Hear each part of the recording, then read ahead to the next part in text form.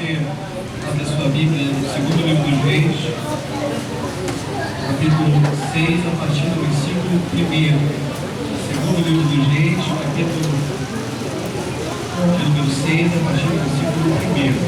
Quando você vai procurando a sua Bíblia, eu gostaria de fazer as considerações também, gostaria de glorificar o nome do Senhor por essa oportunidade de estar aqui com os irmãos, revendo o pastor Derivaldo, né, que a gente tinha se conhecido lá no Rio de Janeiro, conhecendo outros pastores, né, os pastores Jorge, o pastor Dalva, e conhecendo também os irmãos. Então é um motivo de grande satisfação, de louvor a Deus, por Deus nos dando essa oportunidade de conhecer os irmãos, né? Nós somos da mesma família, né? Fazemos parte do mesmo ministério que Deus tem abençoado, né? Como fazendo as palavras do nosso pastor Mário, saber da obra aqui em Recife, né? É uma alegria muito grande para nós, é um motivo de muito orgulho saber que existe uma igreja viva aqui que é comprometida com a palavra de Deus. Amém? Segundo livro dos Reis, capítulo número 6, a partir do versículo 1. Esses que estão de uma vez? Amém! Graças a Deus. Apenas acompanhe a sua Bíblia, por favor. Diz assim: disseram os filhos dos profetas a Eliseu: este lugar em que habitamos diante da tua face nos é estreito. Vamos, pois, até o Jordão, e tomemos de lá, cada um de nós, uma viga, e façamos ali um lugar para habitar ali. E disse ele: ide. E disse um: serve-te de ires com os teus servos? E disse: eu irei. E foi com eles. E chegando eles ao Jordão, cortaram madeira. E sucedeu que, derribando um deles uma viga, o ferro caiu na água. E clamou e disse: ai, meu Senhor, porque era emprestado. E disse o homem de Deus: onde caiu? E mostrando-lhe ele o lugar, cortou um pau e lançou ali e fez nadar o ferro. E disse: levanta-o. Então ele estendeu a sua mão e o tomou. Oremos, Senhor, meu Deus e meu Pai. Agradecemos por tudo, Senhor, que tens feito na noite deste dia. Continua, Senhor, nos abençoando com a tua palavra, Pai. Fala aos nossos corações. Usa-nos, Senhor, como instrumento vivo, não como instrumento desafinado ou quebrado, mas falar aquilo que vem do teu coração, falar aos nossos corações. Obrigado, Pai, por tudo que pedimos no nome de Jesus. Você pode sentar, não tenha vergonha, você pode glorificar a Deus, porque esse lugar não é outro senão a casa de Deus, o local da adoração. Louvado e engrandecido seja o nome do Senhor. Glória a Deus! Irmãos, eu gostaria de chamar a atenção. Eu sei que hoje é um culto muito especial. Nós temos alguns irmãos que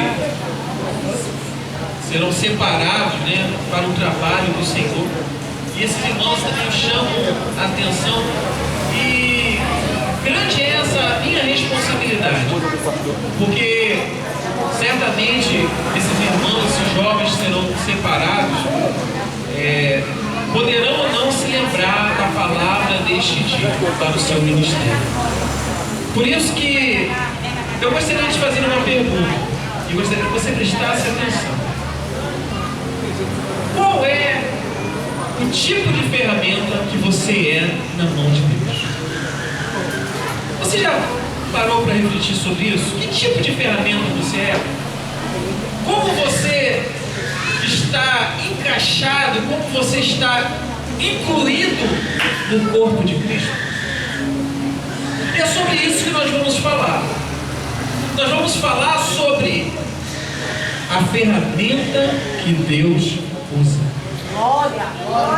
Vocês já pararam para refletir, pararam para pensar que todas as profissões, todo o profissional, ele precisa de uma ferramenta para trabalhar? É verdade. O pedreiro, ele precisa da enxada, do colher de pedreiro, da pá. O marceneiro, ele precisa da serra.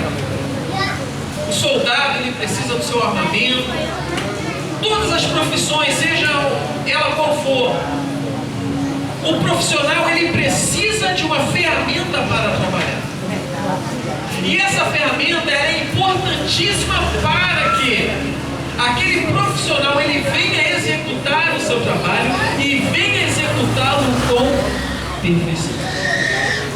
E a Bíblia, a palavra de Deus, ela vai nos dizer sobre uma certa vez a qual um grupo de jovens estavam trabalhando ali com um só objetivo e naquele momento eles perderam a sua ferramenta de trabalho. A Bíblia vai nos dizer no segundo capítulo, no sexto capítulo, no segundo livro dos Reis, que Eliseu estava diante dos filhos dos profetas. E eu gostaria de chamar a atenção: quem eram esses filhos dos profetas?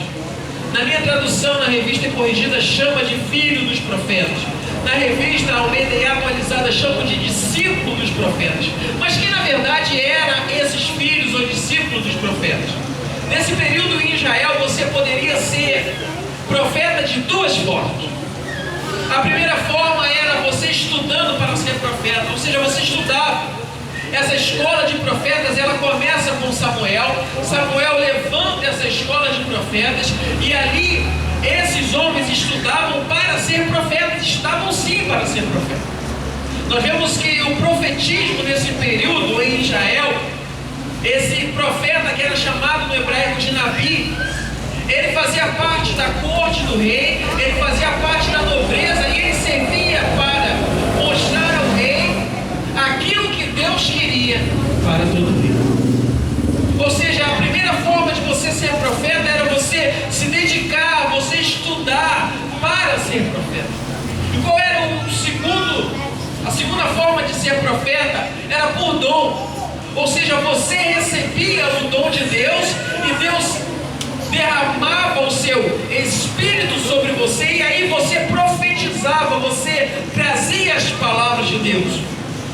No livro do profeta Amós, no capítulo 7, no versículo 14, ele vai dizer isso, que Deus o chamou, ele não era filho do profeta e nem tinha o dom do profeta, mas o Senhor o tirou do meio do gado, do meio do boi, e ali o Senhor o fez ele um grande homem de Deus. Ou seja, quando ele recebeu o Espírito de Deus para profetizar, para ser um homem usado por Deus, ele não tinha estudado para ser profeta e ele até então não tinha o dom, mas Deus chamou aonde ele estava. E o que a palavra de Deus vem nos dizer, não importa seja o seu local, não importa a sua condição social, é você que Deus chama para ser profeta de Deus, para trazer a sua palavra e para fazer a diferença. Quantos são profetas e profetizas de Deus? Levante sua mão e glorifique.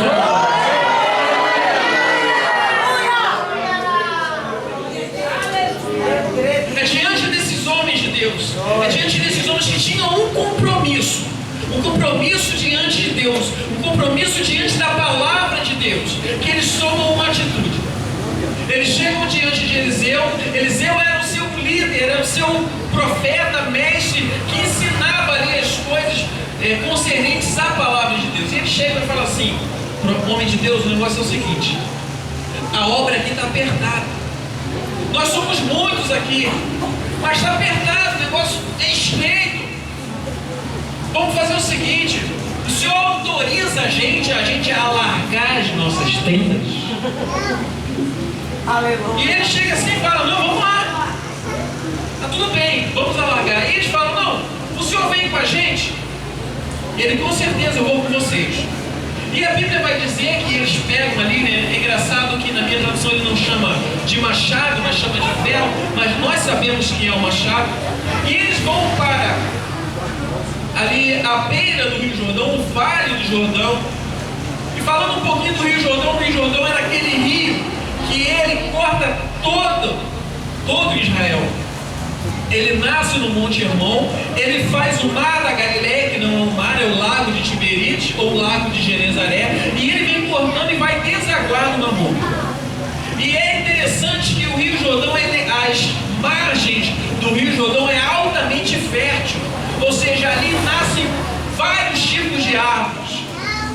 que a palavra de Deus nos diz? Que para que nós sejamos férteis, nós devemos estar junto das águas do Espírito.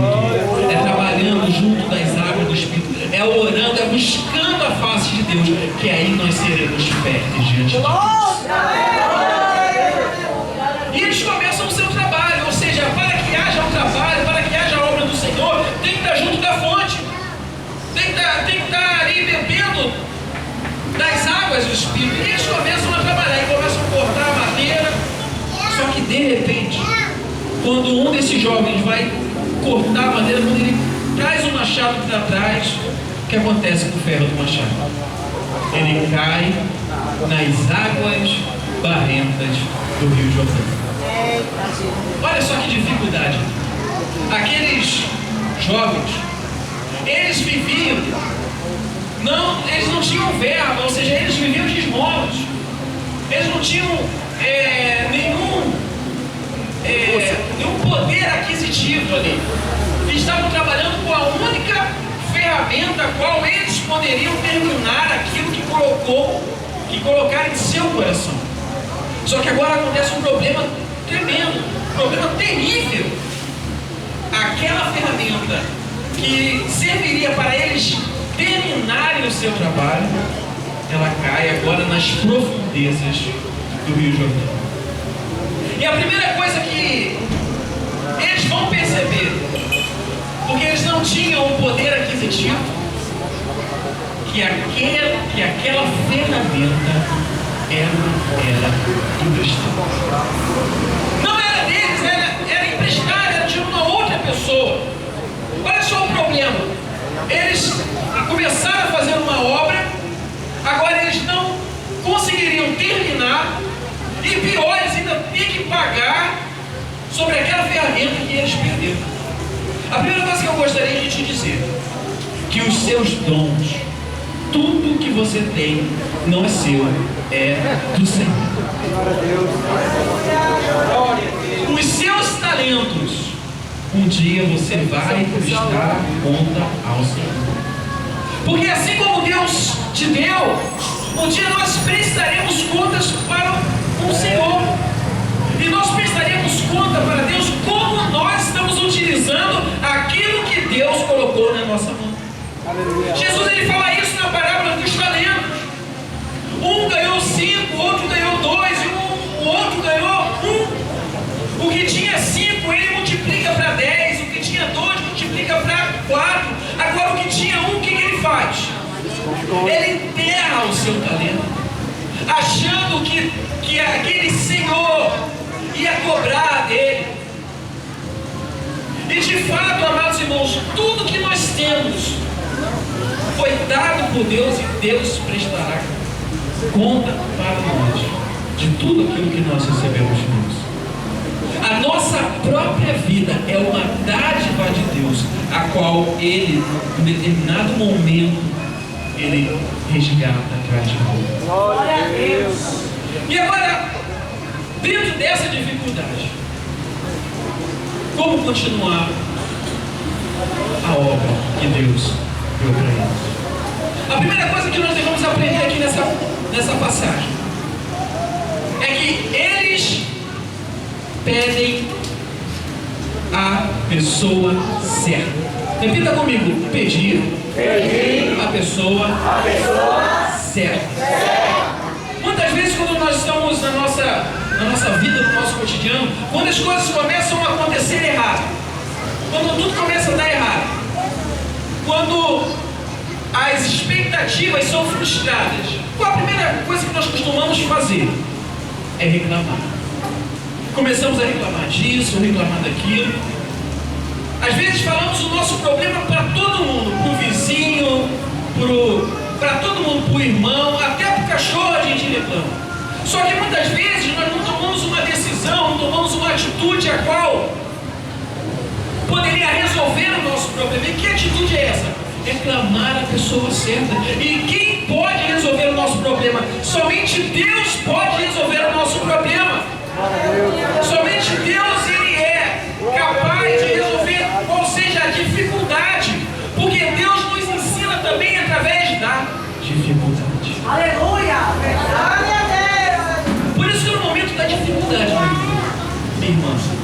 não reclame. Não fique às vezes falando com um para o outro, mas leve as suas petições diante do trono da glória de Deus. E aí sim, o Deus do impossível fará o impossível na sua vida. Quantos creem nisso? Levante sua mão.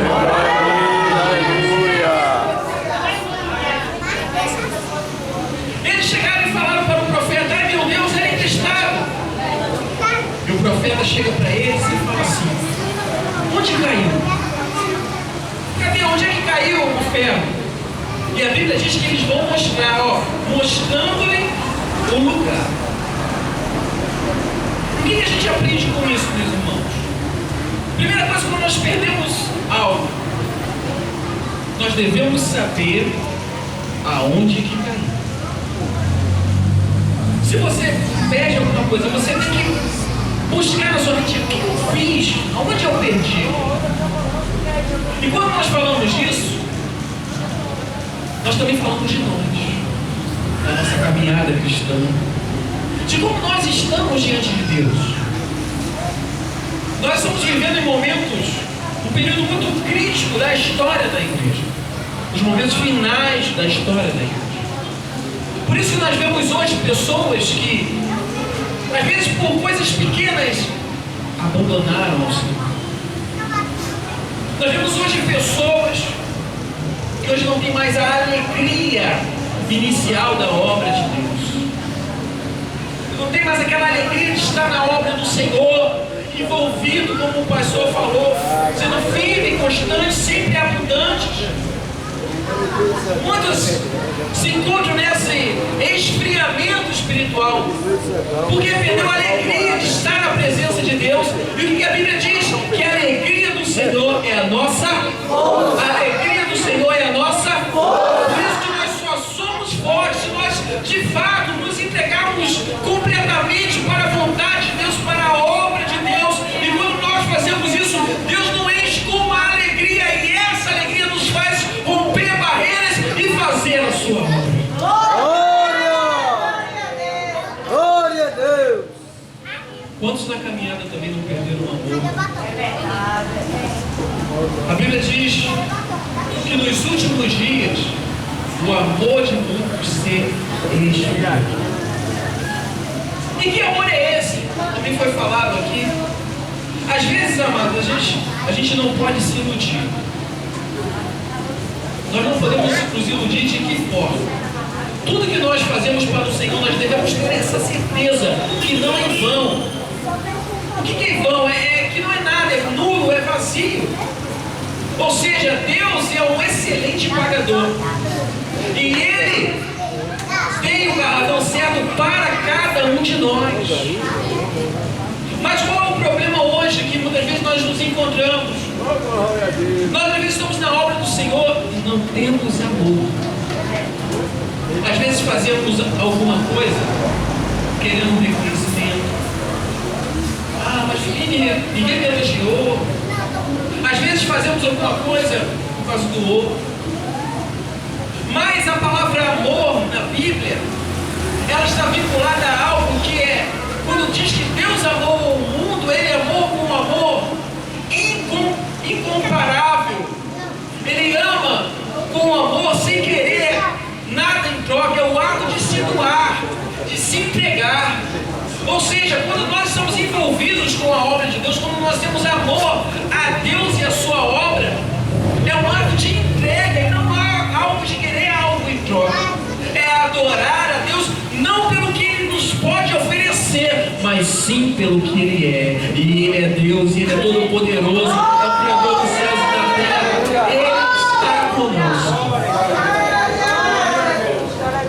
Existe um ditado que me chama muita atenção. Até de um judeu, que ele vai dizer o seguinte: se eu adorar a Deus por causa do céu, exclua-me do paraíso. Glória! Se eu adorar a Deus com medo do inferno, lança-me no inferno. Mas se eu te adorar, Senhor, pelo que tu és, não esconda de mim a tua face. O amar está envolvido em uma entrega, em uma entrega plena. Porque quando você ama, você automaticamente ama. E você se sente valorizado, porque o amor de Deus nos valoriza. O amor de Deus, Ele nos chama para a sua presença. E estando junto de Deus, nós partilhamos da sua santidade, do seu amor e da sua salvação. Por isso que é interessante, amados irmãos, a Bíblia nos mostra que nós devemos olhar para a nossa caminhada e ver o que nós perdemos na caminhada. Será que foi a alegria da salvação? Será que foi o amor? Será que nós ainda somos uma bênção na presença de Deus? Será que ainda falamos em mistérios, somos batizados com o Espírito Santo? Mas é nesse momento que Deus nos chama para olhar aonde nós tropeçamos, olhar aonde nós perdemos a nossa permanência e ser restaurados para o Senhor. E por fim, quando eles mostram ali para o homem de Deus, o homem de Deus, ele aqui corta um pedaço de madeira. E só para fechar, é interessante que no livro dos reis, não só o livro dos reis, mas todos os profetas, eles fazem uma coisa que nós chamamos, que os estudiosos chamam de ato profético. O que é um ato profético? É um ato que o profeta ele faz, que na verdade ele faz aquilo ali, mas é um símbolo do que o próprio Deus fará. Quando Isaías profetiza, durante um determinado tempo, sem roupas, ele estava querendo mostrar para Israel que Israel iria para o cativeiro. Quando o profeta Oséias ele se casa com uma prostituta, significava que Israel se prostituiu diante da presença de Deus. Ou seja, cada ato profético é um ato que Deus faz através do profeta. Nesse ato aqui, nós vemos que a ferramenta útil diante de Deus estava mergulhada debaixo das águas barrentas do Rio Jordão. E através daquele ato profético, ou seja, através de uma madeira, de um pedaço de madeira, aquilo que estava perdido, aquilo que estava oculto, veio à superfície, veio se revelar. E o que significa essa madeira, esse tronco? Ele é o símbolo máximo do amor de Deus para o homem. Está mostrando que um evento aconteceria, ou seja, que através de uma madeira, Deus revelaria o seu amor e resgataria aquilo que foi perdido do fundo do lamaçal e traria de novo como algo útil na presença de Deus. Essa madeira que simboliza o ato do nosso Senhor Jesus, a qual foi morto na cruz do madeiro. E ali, no ato da morte de Cristo, Ele nos trouxe de volta à presença de Deus. E aquilo que estava perdido foi se achado novamente. Eu quero te dizer uma coisa, meu amado irmão, minha amada. Eu não sei o que você perdeu no caminho, mas o sangue de Cristo na cruz do Calvário é suficiente para te trazer de volta, para te trazer de volta à presença de Deus, trazer de volta a ser útil de novo para a obra do Senhor e fazer a obra de Deus. Vocês, meus amados irmãos, hoje estão tomando que hoje serão separados. O Senhor te faz hoje instrumentos na mão dele. Louvado seja o nome do Senhor. E eu agradeço a oportunidade.